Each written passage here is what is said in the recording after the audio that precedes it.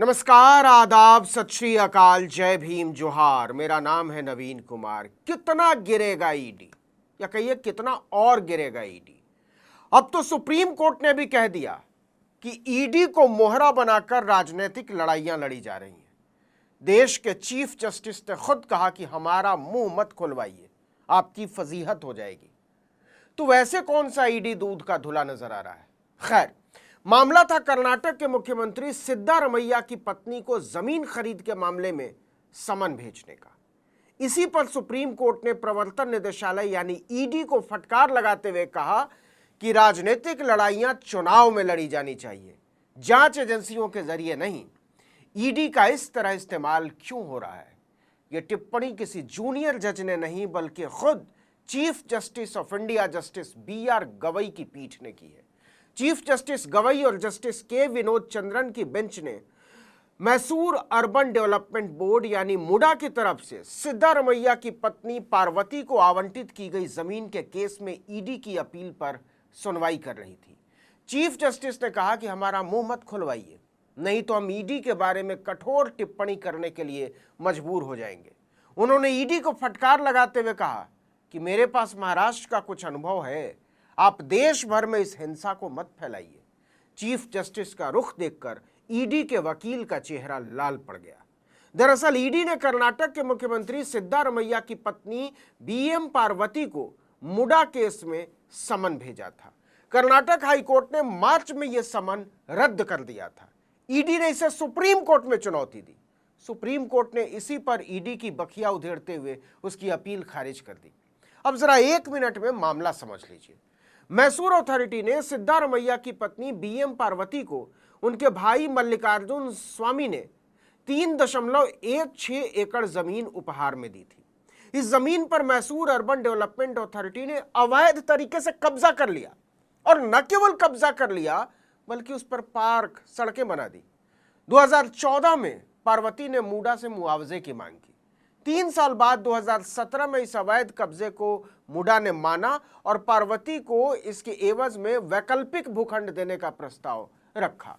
2020 में जब राज्य में बीजेपी की सरकार थी और BS येदियुरप्पा मुख्यमंत्री थे, मुडा ने सिद्धारमैया की पत्नी को गैर कानूनी तरीके से उनकी जमीन कब्जा करने के एवज में 14 प्लॉट्स देने की बात की।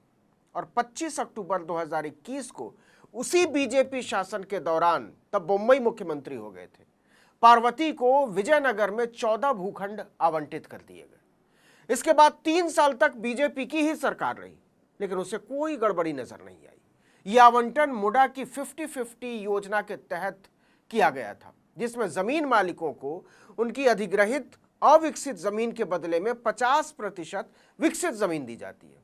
13 साल बाद 2024 में भाजपा का एक कार्यकर्ता स्नेहमयी कृष्णा उठता है और राज्यपाल थावर चंद गहलोत को चिट्ठी लिख देता है कि जमीन आवंटन में गड़बड़ी हुई है, मैंने शिकायत की है, इसकी जांच होनी चाहिए। और उस एक पन्ने की चिट्ठी पर राज्यपाल आदेश दे देते हैं कि लोकायुक्त पुलिस जांच करे। और आरोप क्या है? आरोप यह है कि मुडा ने मैसूर के विजयनगर में सस्ते में जमीन दे दी।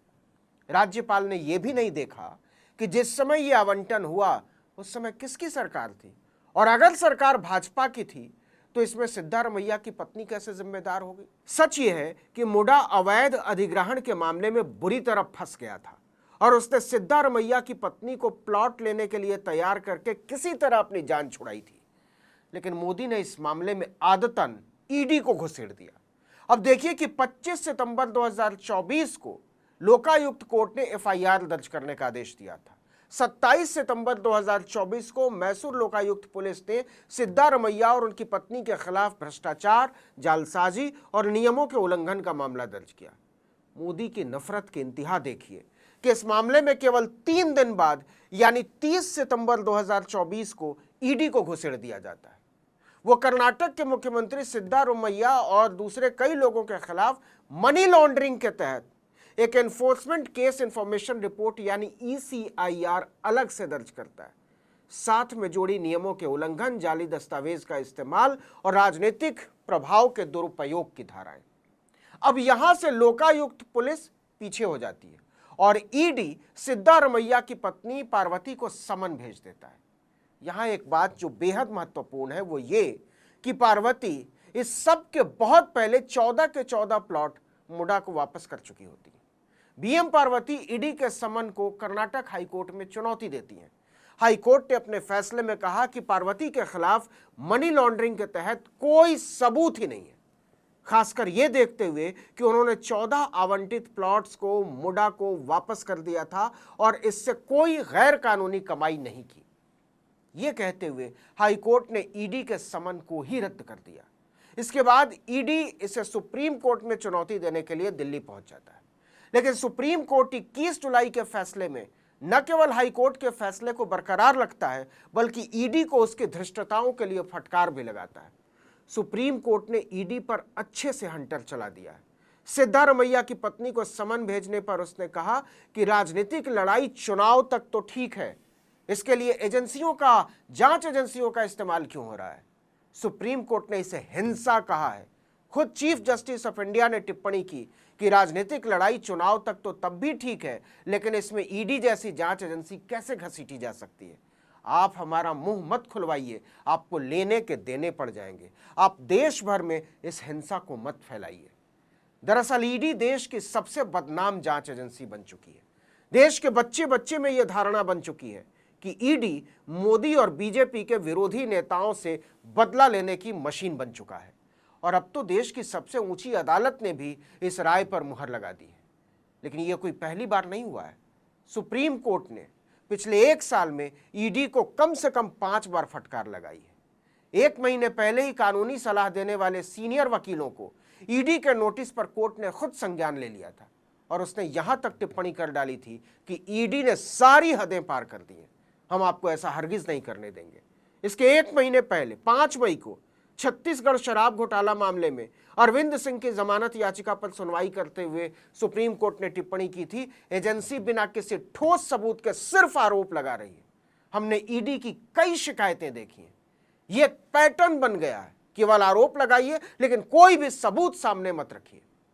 इसी मामले में 12 फरवरी को आरोपी अरुणपति त्रिपाठी की जमानत याचिका पर सुनवाई करते हुए सुप्रीम कोर्ट ने कहा था कि ईडी की शिकायत पर संज्ञान लेने का आदेश हाईकोर्ट से रद्द हो चुका है, तो फिर आरोपी को जेल में क्यों रहना चाहिए, क्या तुक है इसका। पीएमएलए की थ्योरी ये नहीं हो सकती है कि आदमी जेल में ही रहेगा। हमने ये भी देखा है कि आपने हमें खुद ही यह सूचना भी नहीं दी। 4 अगस्त 2024 को सरला गुप्ता बनाम ईडी के मामले में भी सख्त टिप्पणी करते हुए सुप्रीम कोर्ट ने कहा था, एजेंसी आरोपी को जांच के दौरान जब्त किए दस्तावेज नहीं दे रही है। क्या ऐसा होना आरोपी के जीवन और व्यक्तिगत स्वतंत्रता के मौलिक अधिकार का उल्लंघन नहीं है?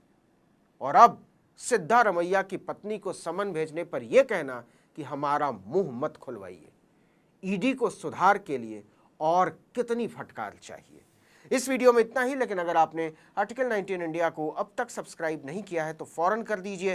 बेल आइकॉन दबाइए, घंटी जैसी आकृति, लाइक कीजिए और कमेंट करके बताइए हमारा वीडियो आपको कैसा लगा। हमारा ट्विटर हैंडल है article19_India। मेरा ट्विटर हैंडल है नवीन जर्नलिस्ट। नमस्कार।